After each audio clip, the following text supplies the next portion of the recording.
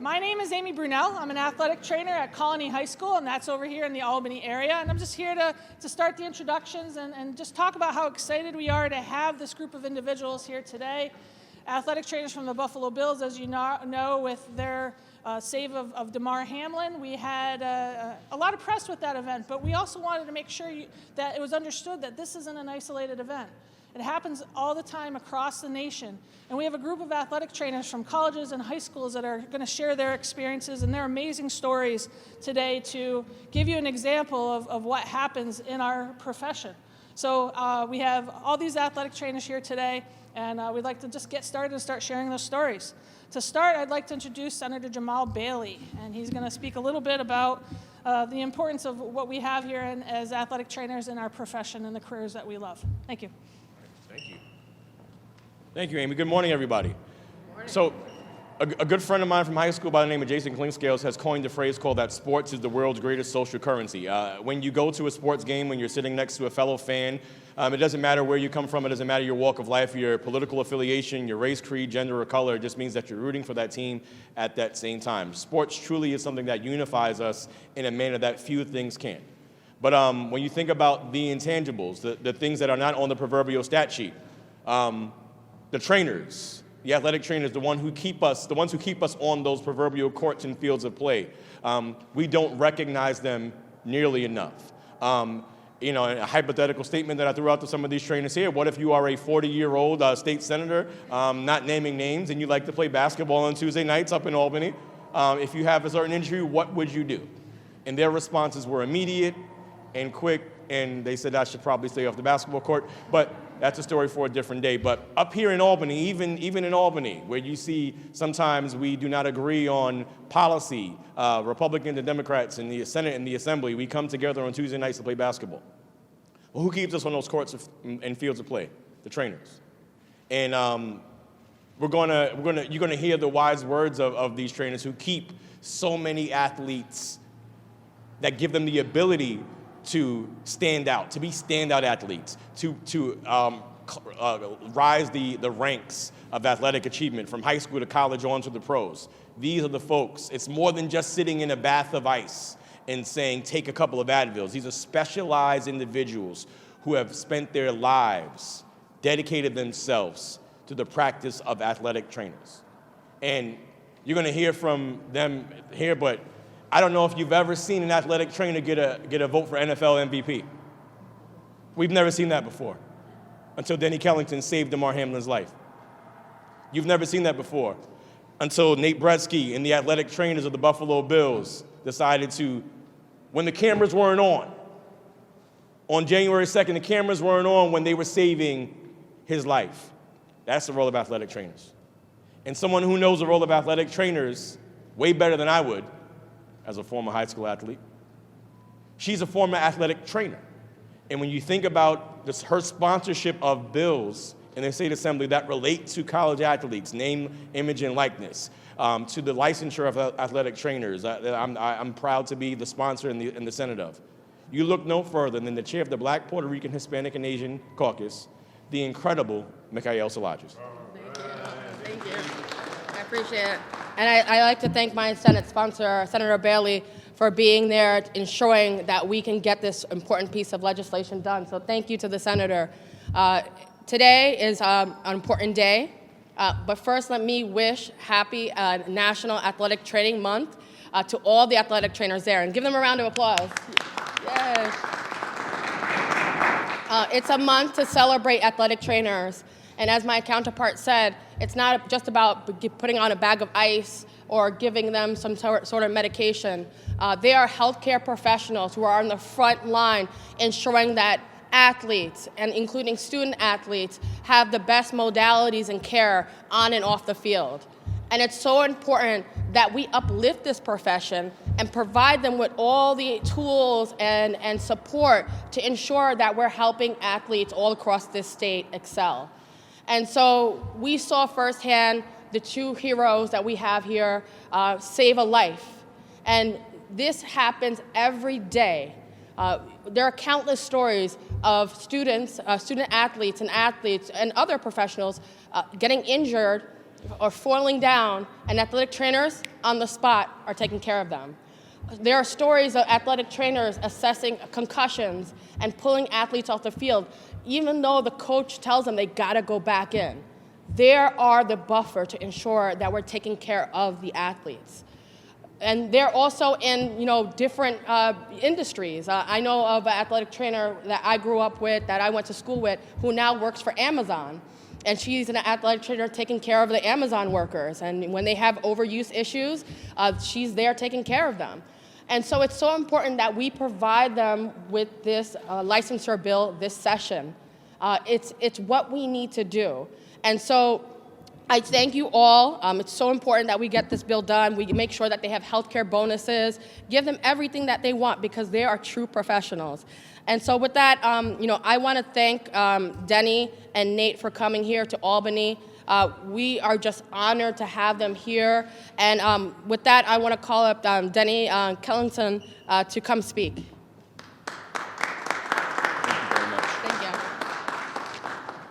Thank you all for being here today. What a great day for athletic trainers. I'd like to thank the Assembly and the Senate for allowing us to be here today.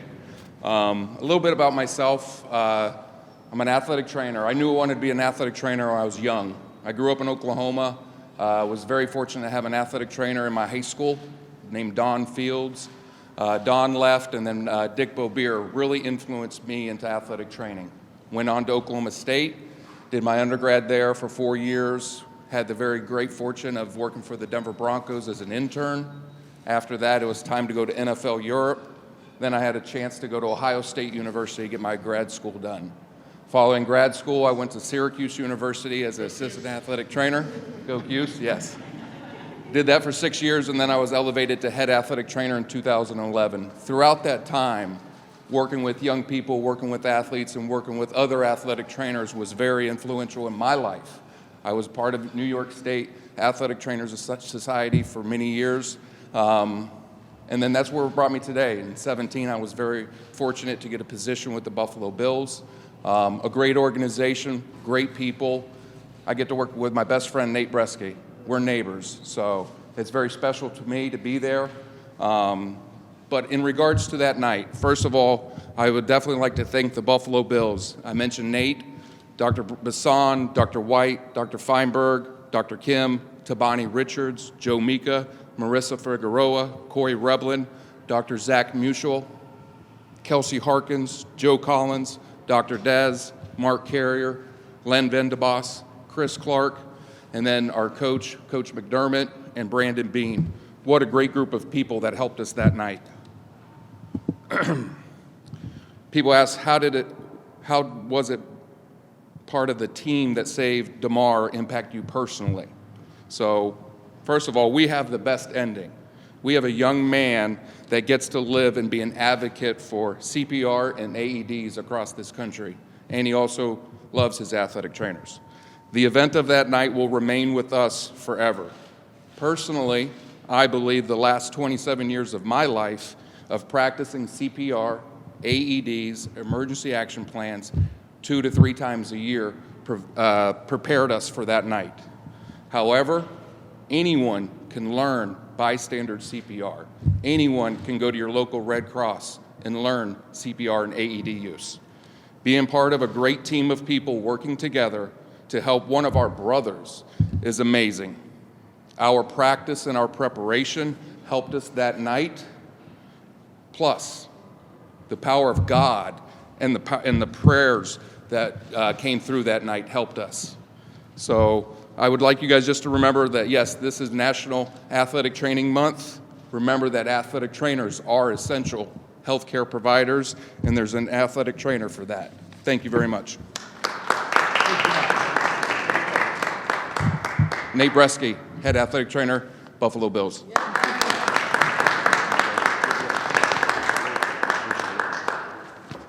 Well, Denny just took pretty much everything I was going to say. He rocked that.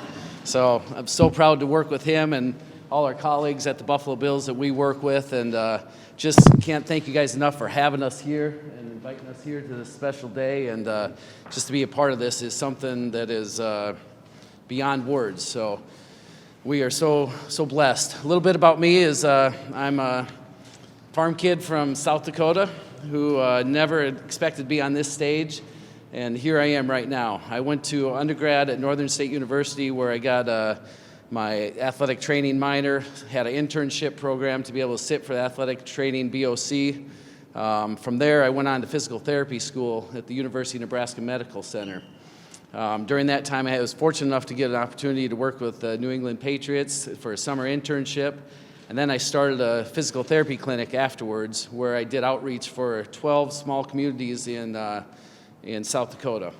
That was the joy of my life. Never thought I was going to leave that place. Thought that was going to be the end for me. But along the way, I ended up getting called out to the San Francisco 49ers, where I was an assistant athletic trainer and director of rehab for 7 years before moving on to the Chicago Bears as a head athletic trainer, and then to the Buffalo Bills for the last 5 years as a head athletic trainer there. The night with Damar Hamlin was something, as Denny said, it was emotional. There was so much that went into that moment, so much preparation, so much training, so much things we did as athletic trainers to be ready for that situation. And athletic trainers across the nation, I think, are on point now and aware of this. And we've got a bunch of other people here who've done the same thing and had saves and made such an impact on people's lives. We want to make this, we've got a platform to make this even bigger and even more right now for the world. Damar's currently in D.C. trying to get the Damar Act passed. And we're just here to try and just continue to just show the world how important athletic training is.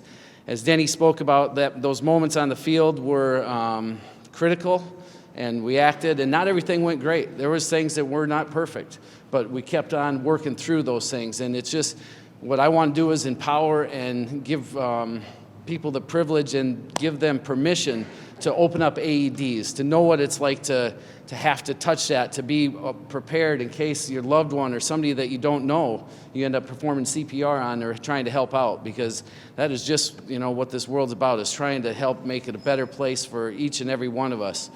As Denny spoke about too, God was all around it. You guys would not know, in the middle of this little group that we were on the field, the power of the prayers from everywhere, from the people in the stands to the people, the players that were right around us. It was real. And we are so blessed and thankful to, Damar had a birthday on Sunday, and his dad reached out to me just to thank myself and our staff and all the people there that helped to keep him alive and keep him here for this special day. Can't thank you enough for having us here. And next, I'd like to introduce Kate Bucko, the head athletic trainer from Half Hollow Hills High School East. Before Kate comes up here, we're going to call an audible, and we have a few other special guests that I'd like to ask Senator Bailey to introduce. So we'll be brief. Audible is a perfect term in terms of sports. We audible out. We saw a flag. Never mind. But I want to introduce to you a great sports fan in his own right. We are Mets fans together. Opening day, we are undefeated as of right now. The Deputy Majority Leader of the New York State Senate, Micah Gianaris. Thank you. Opening day is tomorrow, by the way, so we'll be ready. I want to thank Jamal. Jamal Bailey is a great leader in the state Senate in the state, and once again, he is showing how he steps up and makes the case for those that need help in New York, and today's no exception. And Mikhail Szilagyi is a good friend who is leading the way. It's nice to know we have an athletic trainer with us. Where'd she go? In case something should happen in the Capitol, we're ready.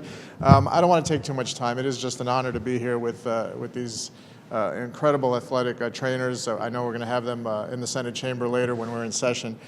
If I could just get on my soapbox for one moment, I would just like to say that the work they do is so incredible and the care they provide is so great that it really begs the question of how we can expand care in New York State to everybody so that everyone can get the kind of life-saving treatment that was afforded to Damar. Because I dare say if that had happened on one of the playgrounds of our state, I don't think the outcome would have been as favorable. But it is a testament to their training, to the work they do, and to the incredible sacrifices they make to save lives. And so we're so happy to have you with us today, and thank you all for being here. Thanks, Senator. We've been joined by some amazing colleagues from throughout the state, which shows the support that we have for these athletic trainers throughout the state. Representing Westchester County, Senator Shelley Mayer. Representing Central New York, Senator John Mannion. And representing the Hudson Valley, Senator Michelle Hinchy. But you're going to hear from a Western New Yorker through and through. He bleeds Buffalo. He is someone who is a avid, not just a fan of the Buffalo Bills, but someone who embodies the spirit of the city of Buffalo. Senator Sean Ryan. Thank you, Senator Bailey and Assembly Member Szilagyi, for bringing attention to this important issue. I'm going to keep my eyes more this way because I see a Buffalo jersey toward my right, and I do happen to see a Kansas City hat, so I'm going to try not to make eye contact with the Kansas City people. But sometimes events of the day put focus on things that we just take for the norm.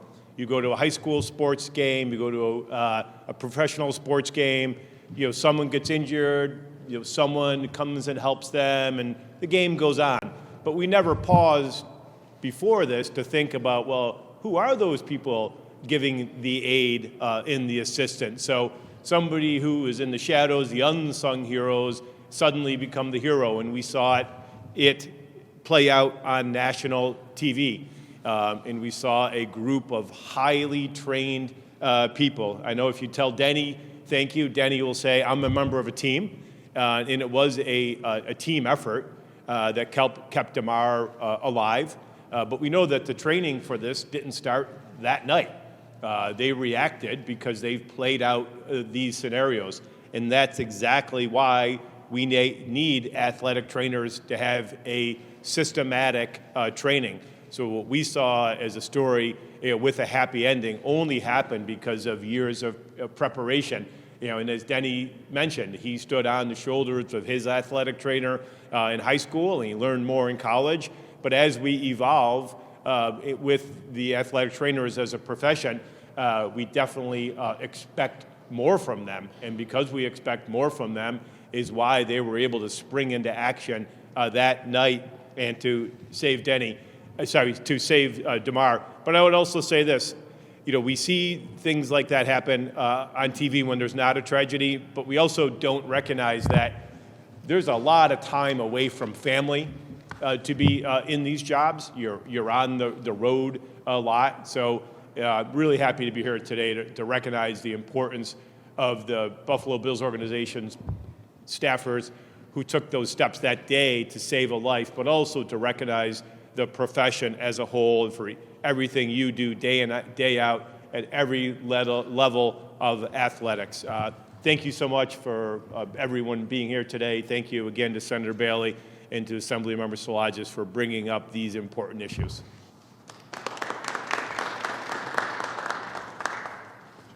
Thank you so much for your words, and thank you for standing here and supporting our cause. We're thrilled to have you here today. To move back to our agenda, we're going to bring up Kate Bucko, from athletic trainer at Half Hollow Hills High School East. Good morning, and thank you for the opportunity to speak here today. My name is Kate Bucko. I graduated from SUNY Stony Brook Athletic Training Program. Last spring was a very busy spring for me at Half Hollow Hills High School East. I came across medical conditions and emergencies athletic trainers prepare for, but hope to never come across. I had an athlete go into severe anaphylactic shock, another have a seizure during a county match, and a spectator during a playoff basketball game go into cardiac arrest. Luckily, I was at each location during the medical situation with a skill set of an athletic trainer to be there to help. On February 26th, during halftime of a semifinal basketball game, my athlete's parent, Joe Varlak, went into cardiac arrest. My teams and I have an understanding.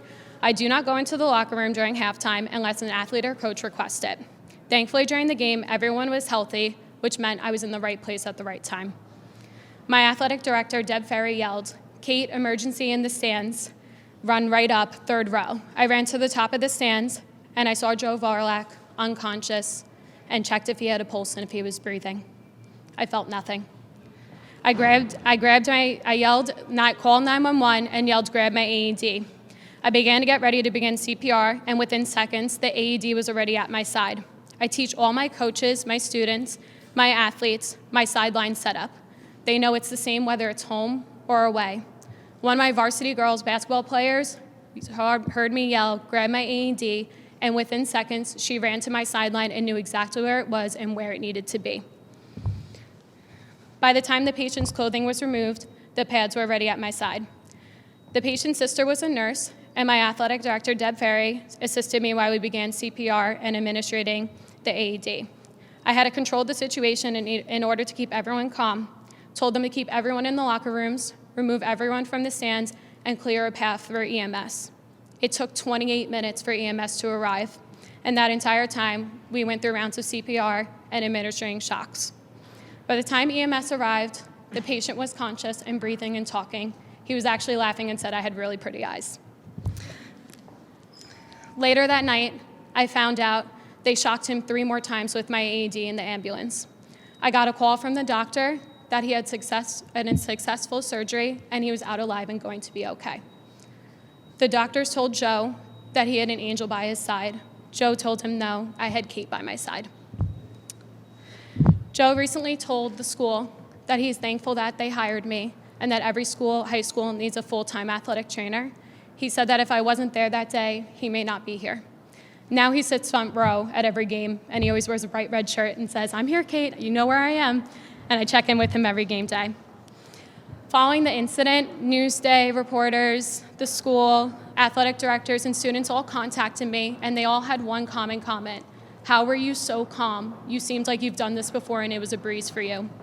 This is our jobs as athletic trainers. In high stressful situations, we need to stay calm, we need to be the voice, we need to make sure we're there for everyone and to do our job right. That is the importance of always preparing, practicing, and being there for our athletes, students, community, everyone. I'm grateful that I'm in a profession that I'm so passionate about and one where I can make a difference. Thank you for your time, and I'd now like to introduce Lisa Geiger, the Assistant AD for Sports Medicine at College of St. Rose.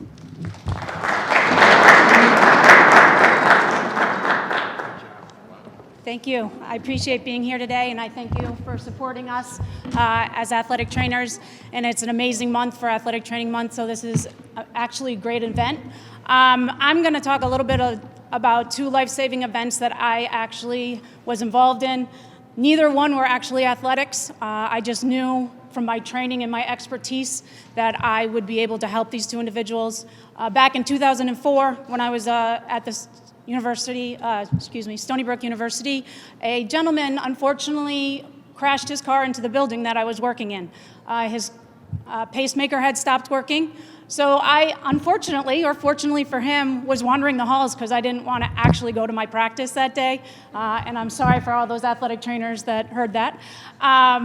I went outside and I knew I could help. A bunch of people were running over to the car, but nobody went in. So I went in, and with the help of the campus police, we had to shock the individual. We performed CPR. And then with the help of paramedics, he was actually alive and conscious by the time that they were transporting to the hospital. I got a phone call from his daughter later that day that she was extremely grateful that I was in the time and the place to save his life. I knew my expertise would be very helpful, and I could never imagine that it would have saved somebody outside of athletics.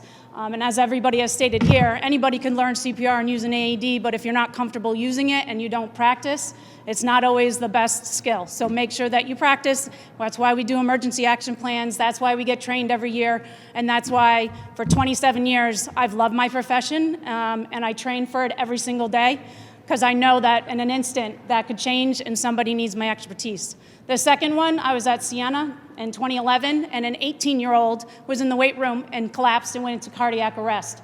Again, I was in the athletic training room waiting for one of my teams to finish their practice, and I was called down to the weight room. It was not one of my athletes, but I didn't hesitate. I ran down there, and with the help of the men's lacrosse coaches, the women's lacrosse coaches, the strength and conditioning coach, and another fellow athletic trainer, we saved an 18-year-old in cardiac arrest. Later that week, he came in and visited me, and he said, from my experience and my help, it saved his life and his brother's life, because he did not know he had an enlarged heart. So he was extremely grateful. He's actually texted me a couple of times over the last 10 years, and he's having a great and fruitful life because of our training and our expertise and our skills. So I appreciate you being here today and realizing that what Denny and Nate did is amazing, but it's happened time and time again, and athletic trainers are needed at the high school and the college level. And I really appreciate you being here and listening to us today. Up next is Jessica Lappy she's the athletic trainer at Tappan Zee High School. Hello, everyone. Thank you for having me. Thank you for supporting us. It really means a lot. She said I'm a high school athletic trainer down south at Tappan Zee. We had a big lacrosse tournament a year ago on last Wednesday, so the 22nd of March.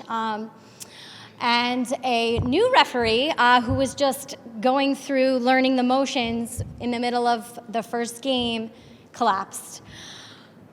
Immediately, an FDNY fireman and nurse jumped the fence, started assessing vitals. I ran halfway, saw immediately that it was an older gentleman, so it was either going to be a stroke or a heart attack. Ran back, screamed to my 2 senior interns, go get the AED, call 911. Turned on my heels, ran over to Jim. It was the fastest 3 minutes of my life. We just worked together as a team. So when everyone else here says, there was somebody else there, there's a team, it's a team approach. We work with teams and we're teammates. We work together. Someone always shows up. So we were working, I was doing CPR, breaths. Within seconds, the AED was there. We attached the pads. He was shocked once and came to and was breathing. I could not have planned that better myself, but I'm going to take credit for saying I was prepared. And that's what athletic trainers do. That's our number one job, is to be prepared in any situation. It's not something maybe you see, it's not something maybe you see on TV, but the time and the preparation that we put in every day. I walk through the motions of my EAP every day. The 2 students that were with me are seniors in high school. They were just doing an internship with me. They wanted to be with me. I'm going to be with Jess, work with you. And I took them down to the AED where we keep it in the field house, and I said, that's the AED. I was like, if I need it, that's where it is. And I said, and then I want you to call 911. It was 2 days prior I had told them this. They showed up, they did exactly what they were supposed to do, and these are seniors in high school. So the other point I want to make is that not only do we impact the people we help, the people we tape, the people we save, we also impact other people, other students around us. Those 2 students will forever be empowered by the fact that they were able to help me and this gentleman, Jim Sanchez, the FDNY officer, save a life. So anyway, he sat up and he smiled, fist pumped. My EMS was there within the 3 minutes. They showed up. It was like I blinked and they were there, and took him away. He was fine, has a heart stent, and he's doing well. He's running races right now. So it was an honor to be there. It was an honor to be a part. Now I feel like of a family that really makes a difference in this world. So we need all the support we can get, and thank you so much for your time. Next up, I'm going to introduce Rachel Leahy from West Point.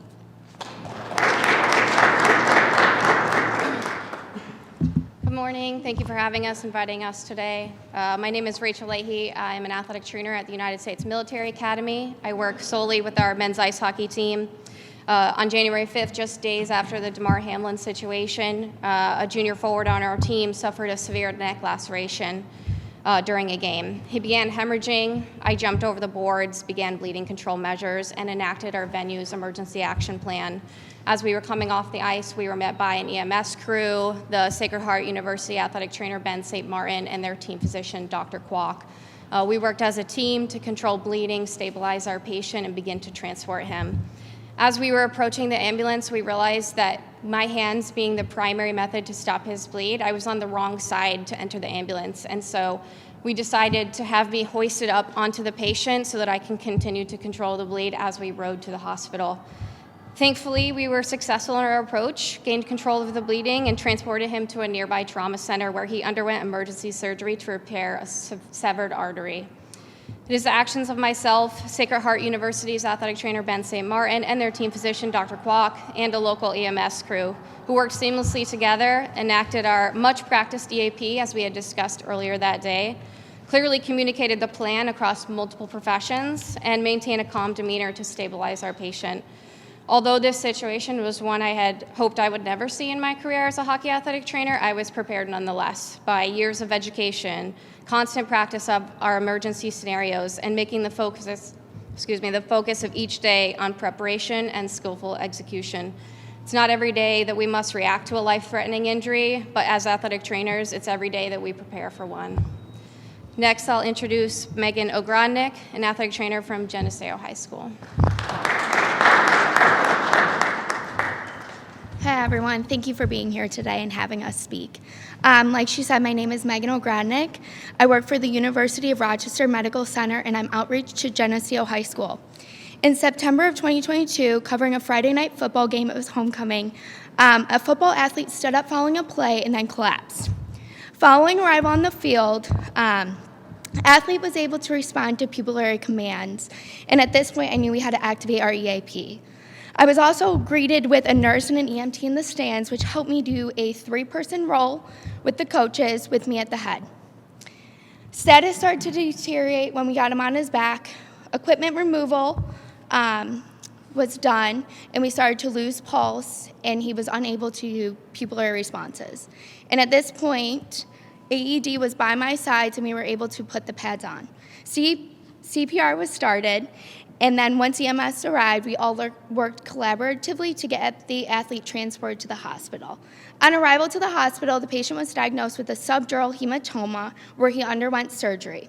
He continues to slowly improve, hopefully to make a full recovery, and he was back on the sideline senior night. I am currently in my second year as an athletic trainer, graduating from Ohio Northern University in 2021. I feel that my education prepared me to be able to handle these emergency situations just from all our continuing educations with symposiums and hands-on EAP practice with coaches. Next, I would like to introduce Kurt Pfaffenbach.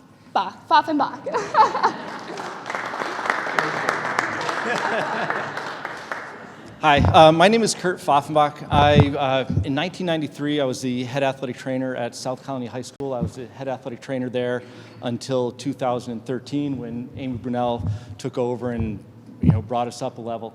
I want to say everyone that's talking is talking about team and how we don't do what we do alone. There's always people behind us. There's always people helping us out. If we were alone, it would be difficult.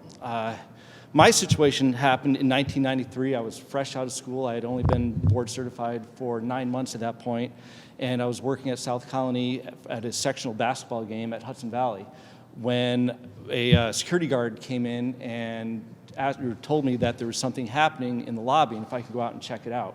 When I went out there, I found a woman down on the floor, no pulse, no breathing, and we started CPR after we determined that EMS had been called. At that time, we didn't have AEDs readily available, but I'm not going to get too much into that story. I'd like to read a letter that I got from this woman's daughter.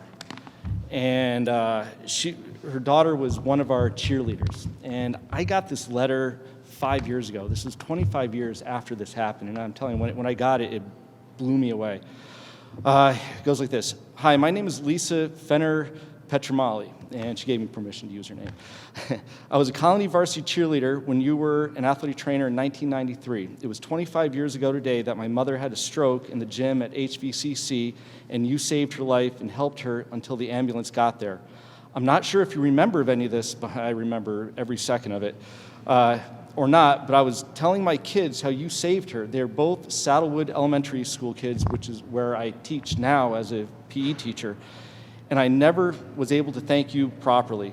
Thank you so much for being there and reacting as quickly as you did. Without you, her already too short life may have been even shorter. I cannot find the words to thank you enough. I am, however, very sorry it took me 25 years to do it. Well, none of it, I guess I can speak for all of us, when we don't look to do what we do for personal gain. I mean, we care about the athletes, the people, the firemen, for some of us, military, industrial workers. We're there for them, and we do this for them, not for us. And I would like to now introduce Ken Schreiber, who is an icon in athletic training in New York, Prince Driver, thank you.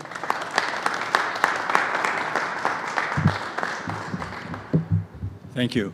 Good morning, and thank you for the opportunity to say a few words. My scenario is a little bit different.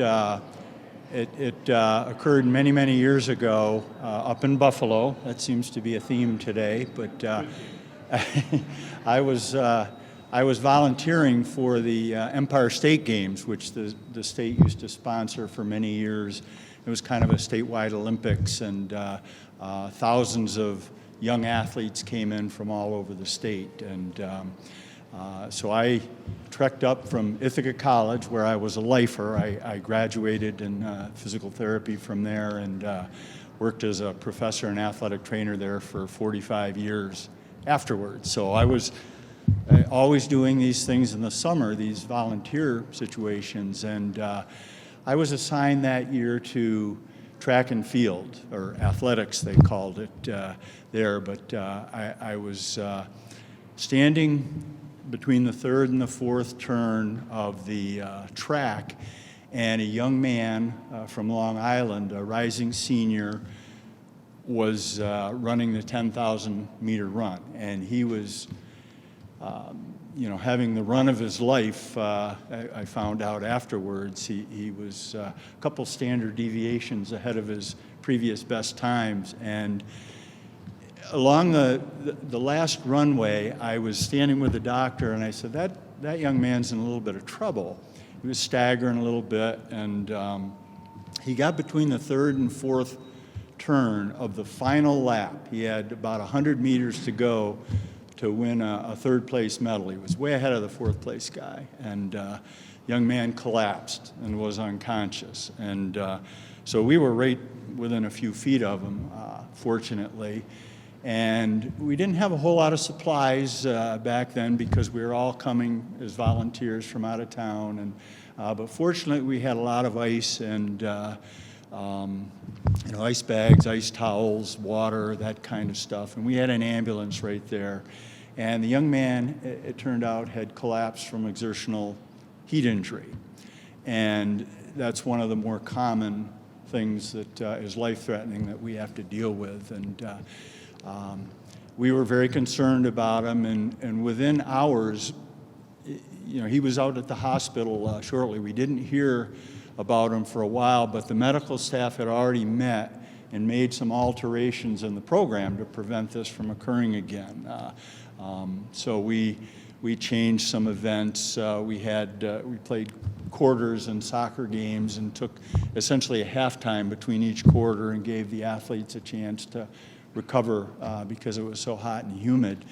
And we did some events earlier in the morning, some of the endurance events, and we changed some of our chain of command and protocols on how we would manage a situation, because we're always going through things like that.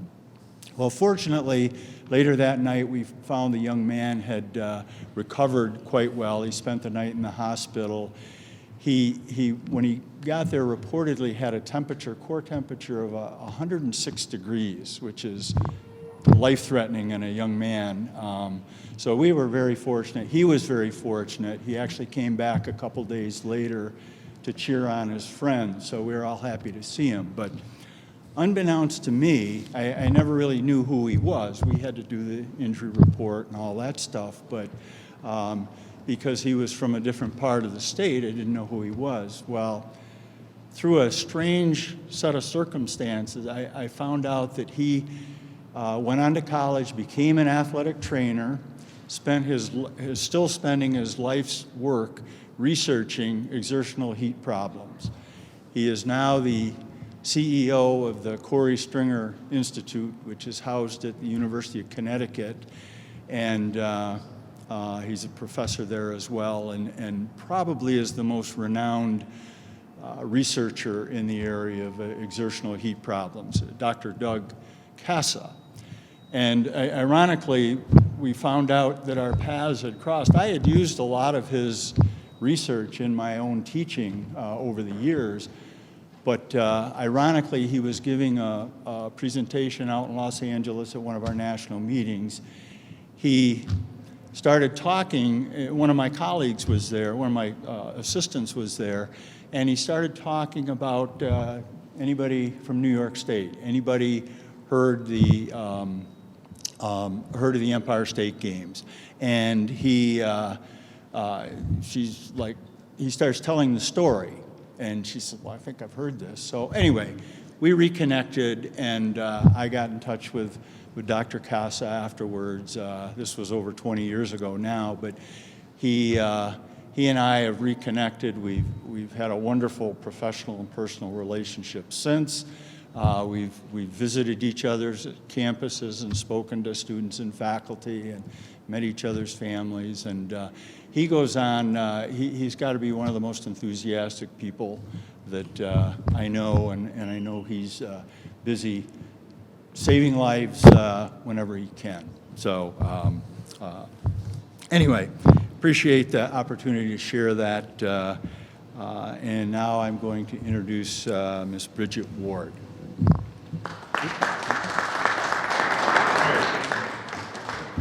Hello, everyone. Thank you very much so much for coming and covering this event, and thank you very much for assisting us in this legislation. My name is Bridget Ward. I'm a Fordham University athletic trainer. I've been there for 4 years. Just a quick backstory about my education. I was a 2014 grad of SUNY Cortland. Sorry, Kent, I know you're a Bomber guy, but go Red Dragons. And while I was there, I was very, very lucky to get a very rounded education. Oddly enough, my favorite class ended up being our emergency medical services class with Steve Meyer. He's a longtime professor at SUNY Cortland. He's no longer there. He did retire finally. Good for him. But he was, honestly, I don't think I would have made it out of undergrad without him. But just a quick story about me. On October 3rd of 2021, I went to a public park in Newark, New Jersey with my Fordham University softball team. I was not supposed to be there. I was not planning on attending the game. I was under the impression that it was at a college in New Jersey. When I found out that it was going to be at a public park, I grew up playing softball, so I do know that there are no emergency equipment. There's no AED. We'll be lucky if there's a cop sitting in his car in the parking lot. So I made the decision on, the game was a Saturday, I made the decision on Friday afternoon with my administration that I would go to the game. And again, growing up, I know that there's no emergency medical equipment there, so I brought it myself. I drove myself in my own personal car to the game, wanting to go right home after. So I drove there with our team water, and I drove there with a splint bag with an AED from my campus in the car. When we got there, I required some help. We tried to do everything. I can't carry a 10-gallon in emergency equipment across the field. I can do a lot, but that's not one of those things. So I did request the help of some of my student athletes, and the person that ended up picking up what we're calling the big red bag that housed the emergency equipment and the AED was Miss Sarah Taffet. She was a senior at the time, and she walked it across the field and was kind of wondering what this big red bag was because she had never really seen it before. I explained what it was, and we went about our day. And we played one game, and then we started the second game. And very early on in the second game, Sarah Taffet went up to bat, and she hit a routine single, got tagged out at first base, and was struck pretty hard in the chest. Nothing that you would kind of go, more, you just kind of taken aback, like, ooh, that looked like it didn't feel good. She started to run back to the dugout, and at this point, I'm looking straight down first baseline from my spot in the dugout, and I could tell by the look on her face that something was wrong, and she fell face down at home plate. At this point, I was already out of the dugout. I was out of the dugout before she even hit the ground. We got her on her side. At that time, she still did have a pulse and was very rapidly breathing. We assumed she was seizing.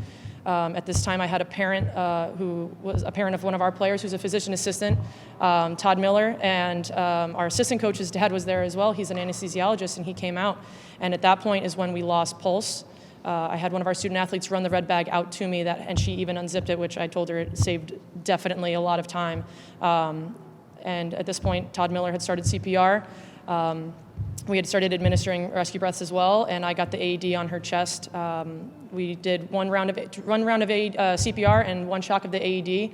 We continued the CPR, and midway through that second session of CPR, she started to move her feet, woke up, and started to sort of fight us to get up because she didn't know where she was. So luckily at this point, the ambulance had pulled up. We could start to hear the ambulance, the sirens, about midway through our CPR. And I think I can speak for anybody who's ever been in that situation. It doesn't matter how fast that ambulance gets there. It feels like 20 minutes. So I actually asked how long it had been, and we do have it on video because we video at our at-bats. By the time that she hit the ground and by the time she was moving her feet and breathing, it was about 2 minutes and 57 seconds. Yeah. So it was absolutely imperative that the early recognition saved her life. And we talk about team. I technically shouldn't have even had anybody out there. I was very, very fortunate that I had 2 medical professionals besides myself because the visiting team was unable to travel with an athletic trainer that day as well. I can't imagine where I'd be today if things had gone the other way. Her name's Sarah Taffet. Today's my birthday, and she had texted me this morning on the way up, and she said, "Happy birthday, lifesaver. Thanks for saving my life," if I haven't said it enough. She tells me about once a month. I see her mom and her parents 2-3 times a week at our softball games, and her mom always gives me the biggest hug. So it's like relationships with that like that matter, and I'm just an absolute staple with Fordham softball. So everybody knows who I am. I went out and got CPR and AED certified to be an instructor, and the first people that I taught a class to was Fordham University softball. And that was led in conjunction with Sarah, and we are even working with American Heart Association as well, because much like everybody else, I got a lot of text messages after the Damar Hamlin situation, and one of them was from Sarah because of the similarities between their 2 instances. We still talk about it today.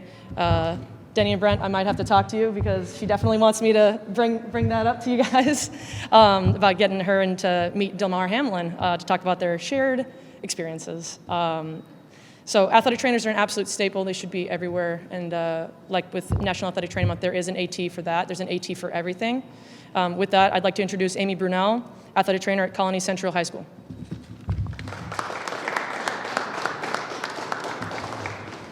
All right, so you can see by the stories we shared today, cardiac and stroke and lacerations and car accidents and brain trauma, athletic trainers have the education experience to give people a second chance at life. So I hope by these experiences and by these stories and the relationships that we share, you can see the importance of having athletic trainers in our schools and our colleges and across different industries. Athletic trainers absolutely give the opportunity for not only these severe medical conditions that occur, but all the numerous other things that we do to keep things from becoming severe. So with that said, I'd like to thank our champions, Senator Bailey and Assemblywoman Szilagyi. We have the Athletic Training Licensure Act, which is amending and updating our scope of practice and allowing for athletic trainers to become licensed in the state of New York. And they're working hard on that to get that done. So thank you for being here and listening to our stories. And at this time, if you have any individual interviews you'd like to do, we're open for that. Thank you for attending today.